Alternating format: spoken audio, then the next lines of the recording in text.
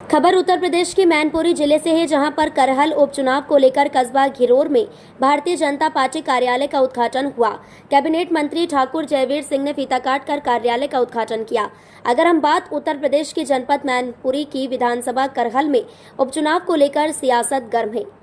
एक तरफ बिहार के पूर्व मुख्यमंत्री लालू प्रसाद यादव के दामाद तेज प्रताप यादव समाजवादी पार्टी से, तो दूसरी तरफ पूर्व मुख्यमंत्री स्वर्गीय मुलायम सिंह यादव के सगे भाई के दामाद भारतीय जनता पार्टी से चुनाव मैदान में हैं।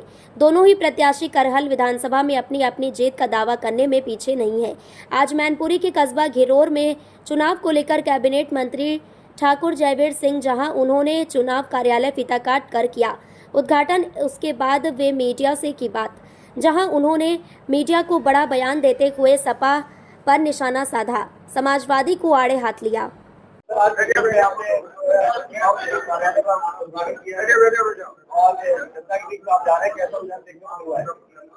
देखिए, इस समय करहल उपचुनाव में जिस तरह का वातावरण, जिस तरह का जोर खरोश भारतीय जनता पार्टी के प्रत्याशी अमजद यादव जी के पक्ष में दिखाई पड़ रहा है, वो निश्चित इंगित कर रहा है कि हम विजयश्री की ओर करहल में जा रहे हैं और करहल में कमल खिलने जा रहा है, ऐसा प्रतीत हो रहा है। वैसे भी आप देख रहे होंगे कि पिछले दिनों से जब ये पूरा कुनबा, सैफई कुनबा गांव-गांव, घर-घर, गली-गली घूम रहा है, जिस तरह की टिप्पणियां, जिस तरह की भाषा का इस्तेमाल कर रहे हैं, उससे सैफई परिवार की बौखलाहट ये प्रदर्शित कर रही है कि वो घबराए हुए हैं और निश्चित रूप से उन्हें अपनी हार की डर सता रहा है। जिस तरह से देखने को मिल रहा है, सपा आरोप लगा रही है कि भारतीय जनता पार्टी हिंदुओं को और मुसलमानों को बांटने का काम कर रही है, धर्म को आड़ में जो है चुनाव। यही हम मंच में देखेंगे तो यहाँ हर वर्ग, हर धर्म के लोग हैं।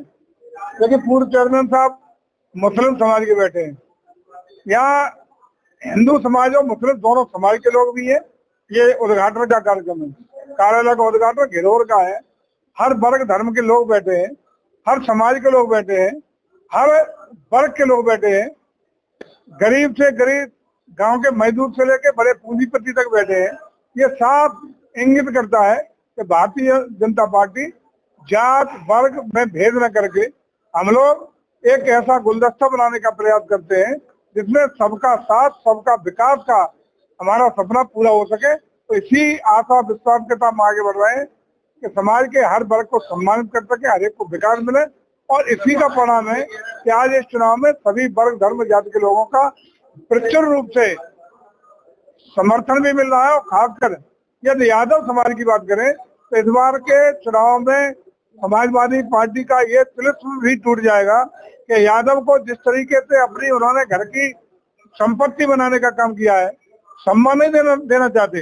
अगर कहीं योग्यता, क्षमता के आधार पर कोई यादव बढ़ने का काम करे किसी भी क्षेत्र में, तो उसको दरकिनार करके सिर्फ सैफई परिवार इन्हें दिखाई पड़ता है।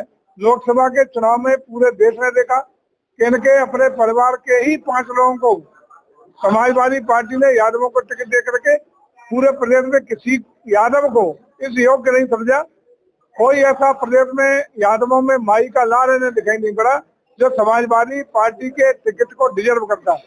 अभी भी करहल में यदि अखिलेश जी ने अपनी सीट छोड़ी तब भी उन्होंने कोई भी यादव कहीं नहीं दिखा पड़ा, अपने ही परिवार में टिकट देने का काम किया है। इसका मतलब सिर्फ वोट बैंक के रूप में समाजवादी पार्टी यादवों का भी इस्तेमाल करती है, अन्य किसी को कोई हिस्सा नहीं है। तो आज जागरूक हो चुका है यादव समाज भी, उससे दिखाई पड़ रहा है। जिसकी जनता कहती है कि भारतीय जनता पार्टी मुद्दों से भटका रही है, ना तो किसानों को खेत में खाद पानी मिल रही है, ना ही कोई सुविधाएं मिल पा रही है। जिस खाद की कमी की बात आ रही थी, एक रैक डीएपी की पारादीप से रात में लोड हुई है। 2700 मैट्रिक टन की वो खाद 54,000 बोरी के लेके परसों उतरेगी। उसके बाद लगातार पूरे प्रदेश के साथ साथ मैनपुरी में लगातार 3 रैक 3 हफ्ते में उतरेंगी। खाद जितनी जरूरत होगी भरपूर खाद उपलब्ध रहेगी। किसी किसान को खाद की कमी महसूस नहीं होने दी जाएगी। किसान के भले की बात हो, आम नागरिक के भले की बात हो, बेरोजगारों को रोजी रोटी देने की बात हो, या व्यापारी उद्योगों को बढ़ाने की बात हो, या प्रदेश को गुंडागर्दी अराजकता से मुक्त करके सुशासन देने की बात हो, प्रदेश को देश का ग्रोथ इंजन बना करके इन 7 सालों में जिस तरीके से लंबी छलांग आर्थिक और औद्योगिक क्षेत्र में उत्तर प्रदेश ने बनाई है, उससे उत्तर प्रदेश के बारे में देश और दुनिया में सोच और धारणा बदली है। जो प्रदेश अराजकता के लिए जाना जाता था, वो आज हिंदुस्तान का ग्रोथ इंजन बनने को जाना जा रहा है।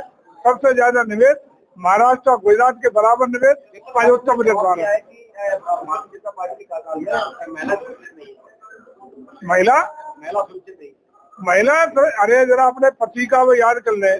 12 से 17 में जब बच्चियां स्कूल पढ़ने जाती थी, अगर दोपहर को जब छुट्टी पे 10 मिनट में बच्ची आने में लेट होती थी, पूरे घर वाले चिंतित हो जाते थे कि किस बच्ची के साथ क्या अनहोनी हो जाए, क्या घटना न हो जाए।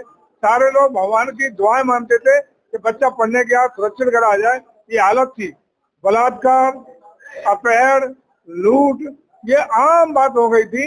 ये उन्होंने शायद डिम्पल जी ने पिछले अगर याद ताजा करें तो अपने पति के कार्यकाल को याद कर लेना चाहिए। डिम्पल ने आरोप ये भी लगाया है कि जो भारतीय जनता पार्टी के सरकार है वो युवाओं को अभी तक रोजगार नहीं दे पाई।